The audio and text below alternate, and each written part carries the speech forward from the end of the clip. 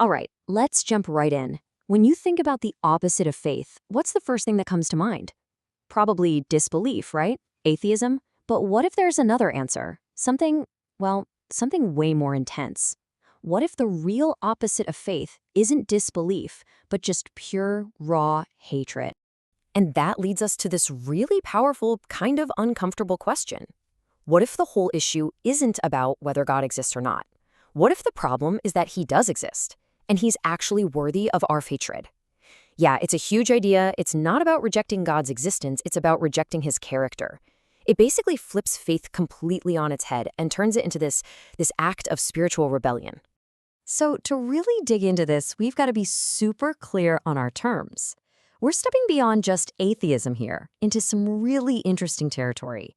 The word for this is misotheism. It comes from the Greek misos for hatred and theos for God. And look, the key thing to get here is that this is not a passive thing. It's an active, really powerful emotion. A misotheist isn't someone who just says, I don't think God's real. No. They look out at the world, they believe God is real, and they say, I'm against you. And this just lays it out so clearly. You've got atheism on one side, which is all about rejecting the belief in God. It's an intellectual position, right? I don't believe God exists. But then you have misotheism, and that's a whole different ballgame. It's about rejecting God's character. It's saying, I believe you exist, and I hate you. See the difference? One's about existence, the other is a moral judgment. So you gotta ask, right? What could possibly drive someone to feel that strongly? Well, the answer almost always comes back to one of the oldest, thorniest questions in all of theology. And what's so fascinating, as Bernard Schweitzer points out, is that this hatred often comes from a good place, from admirable humanistic impulses. It's not about being malicious. It's framed as a deeply compassionate response. It's like casting a protest vote against the universe because you're just so heartbroken by all the suffering you see. And this isn't some abstract ivory tower debate. No, this stuff is born from real, profound personal pain. We're talking about people who have been physically wounded, who are emotionally and psychologically scarred, or who just can't square God's role with all the suffering they see. All that pain, it all boils down to one single haunting question. How could a good God let this happen?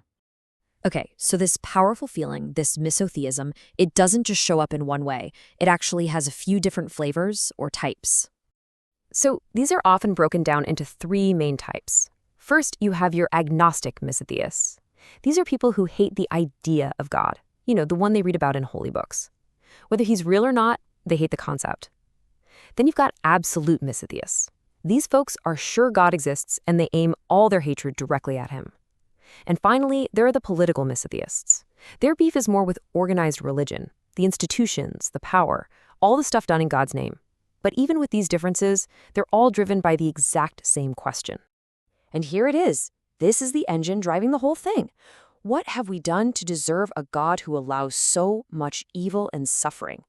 It's not just a question, it's an accusation. It's a demand for cosmic justice. It's an indictment of a God who they see as, frankly, failing at his job. This intense focus on suffering actually leads to a really interesting philosophical test. You could almost call it a litmus test to see if someone's atheism might be hiding something else underneath. So here's the test. Ask someone who says they're an atheist this. Hypothetically, if you had absolute proof that God existed, would you worship him? Now really think about that.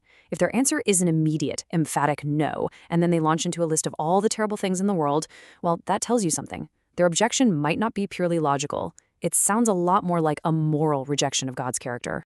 So what's the counter-argument to this? Well, from a theological point of view, that kind of response can point to something called spiritual egocentrism. It's basically a worldview that can't or simply won't see things from any perspective other than our own limited human one. And this is a classic philosophical pitfall. We end up anthropomorphizing God. That's a fancy word for making God in our own image.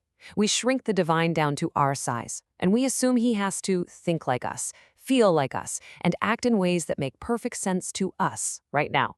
Which brings us to a final metaphor, and it's a really good one for trying to wrap our heads around this whole clash of perspectives. Okay, so picture this. Our perspective, our entire human experience, is like looking at one single solitary pixel on a massive high-definition screen. All we see is that one dot of color.